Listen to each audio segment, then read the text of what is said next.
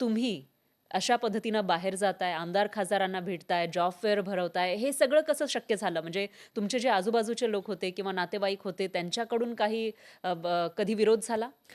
माझ्या चेहऱ्यावरती येऊन कोणी सांगितलं नाही, बट मागून खूप विरोध झाला. हं. बट त्या विरोधांना जर मी बघितलं असतं, तर हां. मी कधीच पुढे जाऊ शकले नसते. हं. म्हणजे असं म्हणतो, की लोकांनी काय बोलायचं हे जर आपण विचार केला, तर त्यांनी काय बोलायचं हं, हं, प्रॅक्टिकली. हं. आणि त्यांना आपले गोल्स माहिती नसतात. हां. आपण रात्रभर जागून जे प्लॅनिंग केलेले असतात, ते कुठंच नसतात हं, त्यामध्ये. हं.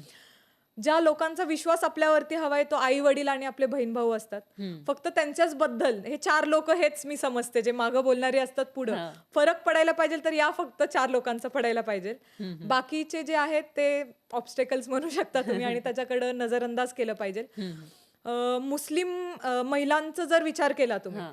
तर आपल्या समाजामध्ये असं कुठंच लिहिलेलं नाहीये, की मुस्लिम असल्यामुळं तुम्ही हं. बाहेर जाऊन काम नाही करू शकत, तुम्ही रोजगाराची निर्मिती नाही करू शकत किंवा XYZ एनिथिंग. हं. हे काही समाजातली काही लोकं आहेत, हं. ज्यांना अधुरं नॉलेज आहे आणि हं. त्या गोष्टी त्या महिलांवरती लादत असतात. हं. जर तुम्ही एक खूप मोठं उदाहरण देते. अ, आमचे मेसेंजर आहेत मोहम्मद सल्लेल्लाहु अलैहि वसल्लम, हं. मोहम्मद पैगंबर. हं. त्यांची वाईफ खतीजा, हं. ह्या सगळ्यात मोठा मक्कामधले व्यापारी होते. व्यापारी होते. हं. याच्यापेक्षा मोठा मेसेज काय असू शकतो हं. आयुष्यामध्ये? हं. जर तुम्हाला महिलांना काही ॲडमायर करायचं असेल, हां. तर त्यांच्यापेक्षा मोठी कुठलीच गोष्ट नसू शकते जे ते ॲडमायर करू शकतात हं, हं, हं. प्रॅक्टिकली.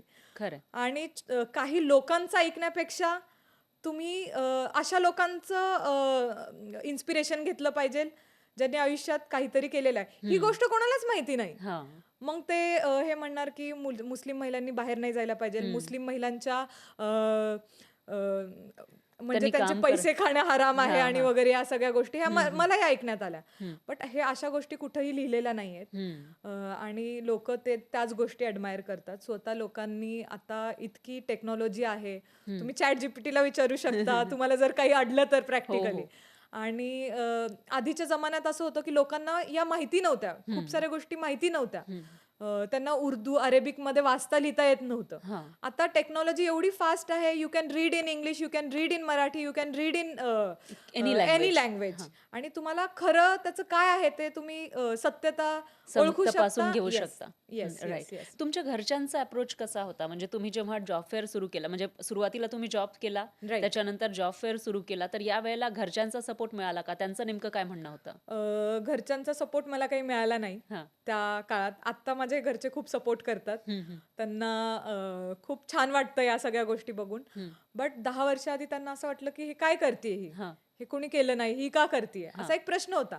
कारण माझ्या वडिलांचं असं होतं, की मुलींनी बँकेत नोकरी करावी, हां, हां.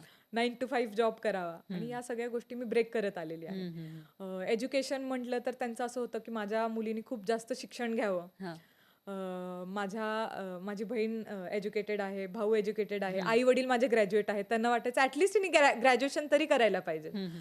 बट कुठेतरी माझे गोल्स जे होते ते खूप जास्त मोठे होते हं. आणि त्याच्यामध्ये एज्युकेशन हे मला कुठेतरी म्हणजे घेता आलं जमलं नाही, नाही. कॉम्प्रोमाईज येस, करावं लागलं. कॉम्प्रोमाईज हां. करावं लागलं.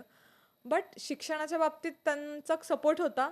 बट जॉब फेअर करण्याच्या बाबतीत त्यांना ॲक्चुअली माहितीच नव्हतं जॉब फेअर हं, काय हं. आहे. हं, हं. काही वेळापूर्वी म्हणजे एक 4-5 वर्ष आधीपर्यंत पण ते सगळ्यांना सांगायचे, की माझी मुलगी जॉब करतीये. अच्छा. हां, म्हणजे माझ्या खानदानात पण कोणाला माहिती नव्हतं, की मी जॉब फेअर करत ओह! आहे. हां, हां. ते मी काही स्टेटसवरती टाकायचे तर ते तेवढंच फोन करून विचारायचे, की माझ्या मुलाला जॉब मिळेल का या हां, हां. ह्याच्यात? काहीतरी तू करतीये. हं, हं. म्हणजे इतकं हे आहे.